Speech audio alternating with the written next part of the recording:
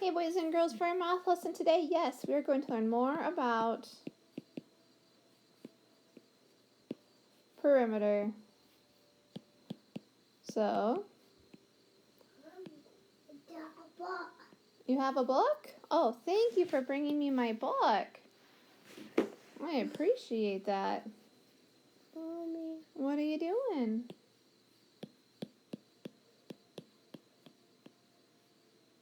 Mommy, hold it. Hold it? Okay. Mommy. Yes. Hey boys and girls, today for our math lesson we're going to learn more about perimeter. And so, today I would like you to have that a square that is 2 inches by 2 inches. So if I took a ruler, it would be about 2 inches long each side. If you don't have a ruler or something to measure with, just give yourself a square, smallish squarish. That's probably about close to the length of maybe your pinky. And so what we're going to do, we're going to take this string, and this is easier with somebody to help you.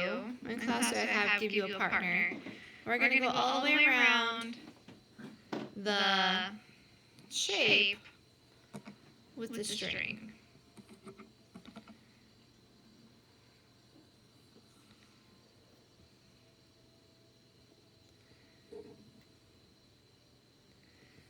Okay. And then, if we were in class, I would have given you white string, but we're not in class, and all I had was black string at my house, so that's what we had to use. And a black marker is not going to show up on the black string very well, so I'm just going to cut it, even though it's not what we would have done in class. Okay, so this line here shows me what the perimeter of the square is. So if I got out a ruler and I measured this string, the length of this string would be the same length as if, I need to get a marker. I measured, or if I wrote 2 inches, 2 inches, 2 inches, and 2 inches, and I'd add it all together. So 2 plus 2 plus 2 plus 2 would equal 8. And if I measured this string, it would equal 8 inches. Okay? And so now I need to actually go get more supplies. I'll be right back. Okay, so now I have the other supplies that I needed, which was my whiteboard markers and some tape.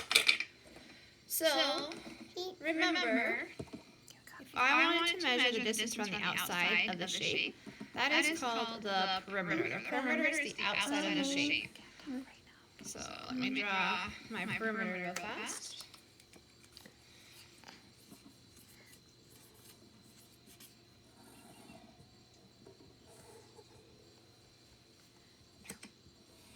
Okay, so there's my perimeter. Alright. 2 inches, 2 inches, 2 inches, 2 inches. And so I'm going to add my perimeter. So then I would have 2 plus 2 plus 2 plus 2 equals 8. So my perimeter equals 8 inches. Okay. And so way back in the day when Mrs. Hansen was teaching you boys and girls, you learned about area. And the area is the inside of a shape. So all the space inside here is called the area. Okay? So when I figure out the area of the shape, I'm going to take the length times my width. When I find the area, I want to multiply. When I find the perimeter, I'm going to add. So I'm going to take my length times my width. So I would do 2 times, 2 equals 4 square inches. So right here you can see that the perimeter, which is 8 inches, the space around, is not the same as the area. The area is the inside. So now we're going to take this a next step further. I'm going to erase all this.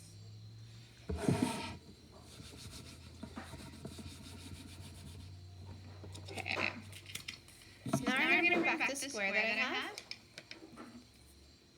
I'm just going to draw a design around the square. Mommy. going to draw some kind of design from corner to corner.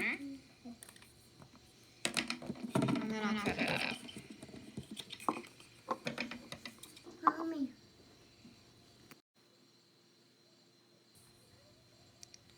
Okay, so I drew the shape on my square and then I cut it out. And now what we're going to do is I'm going to take this shape, exactly as it is, take it out of the square, move it around onto this side. I'm going to tape it down on this side.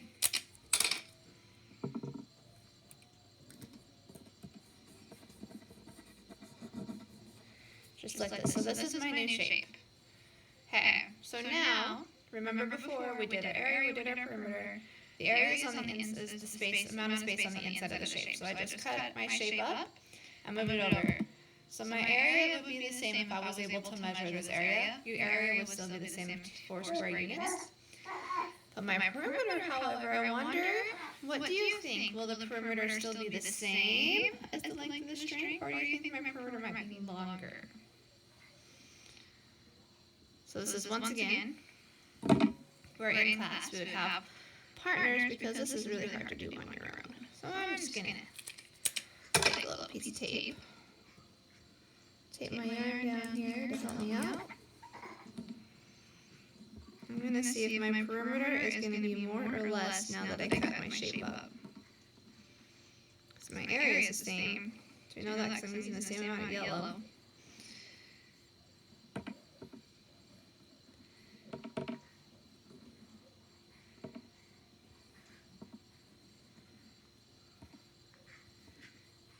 Okay, so I ran out of string. So remember, this string was 8 inches. That was the perimeter of my original square. But now that I cut my shape up, I ran out of string. So I'd have to have a longer string to go around. So that means that the perimeter of my new shape is larger than the perimeter of just my just plain square.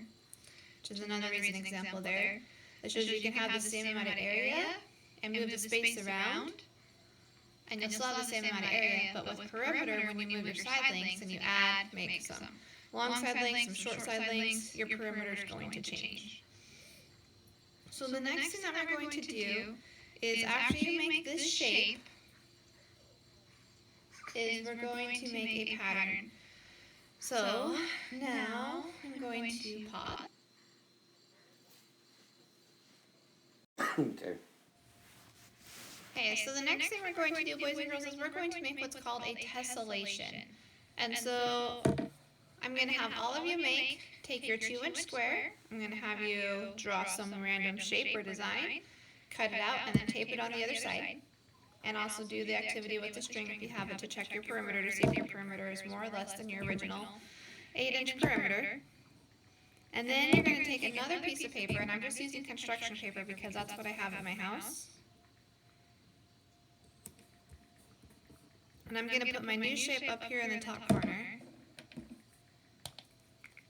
Grab a pen, pencil, marker, whatever you have, and now you're going to trace your new shape on this paper.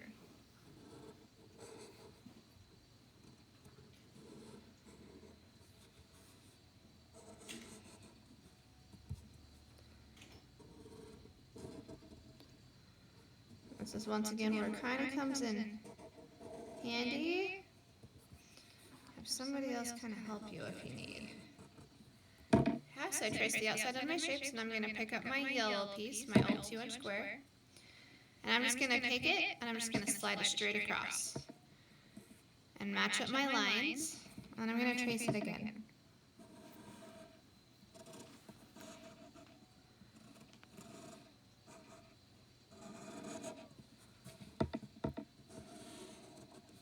Okay, and then you're going to do the same thing with your yellow shape, or whatever color you have. Just going to move it straight across. And you're just going to keep doing that. Okay, and you're just going to keep tracing that same shape all the way across the top of your paper till you get to the very end. Okay, so then after you took your new shape all the way across the top of your paper, you're going to go back to the beginning and start over. And you can either start it right on the edge again, or you can kind of move it over a little bit to give your design a little bit different of a shape. And I'm just going to keep doing that same process again. So I'm going to put my yellow shape on, my old square with the new design, and then trace around it.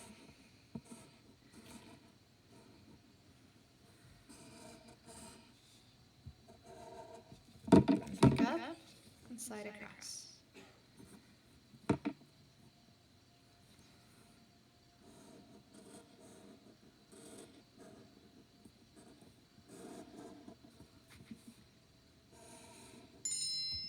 Pick up, slide across, and we'll continue that all the way across.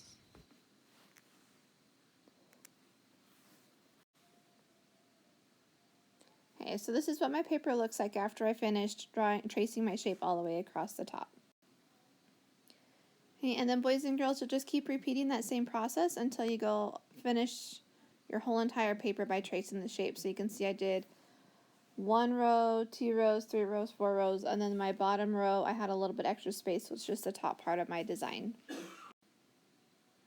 Okay, and then after you have finished drawing all of your, or tracing the shape all the way across your whole entire paper, then you will take whatever colors you would like and color your design and see if you can turn it into something or just try to make a cool pattern.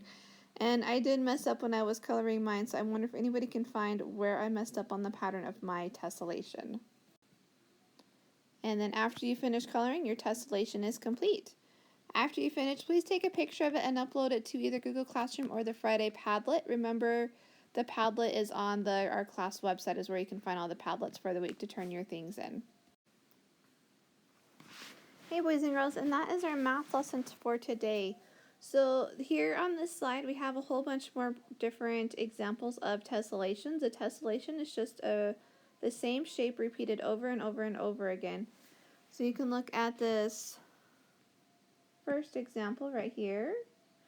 We have an arrow that just keeps repeating itself, going opposite direction. So it goes across this way and the arrow is pointing this way, but it still is the exact same shape, just repeating itself over and over again. Here on this one we have, it looks kind of like the letter J, and then the letter J upside down. So you can see we have our J, and the J is upside down. It's just that same shape over and over and over again. Then over here, once again, we have more arrows pointing down, and the arrows going up and then down. This one has the star shape over and over again, along with a rhombus in it. And then this one is my favorite one. And this one's pretty cool. It's a fish. Our fish are upside down, and then our fish are right side up. And upside down fish going across, then right side up. So I want you to have fun with your tessellations when you're making them. See if there's any kind of creative design that you can make, or just color them in a pattern like I did.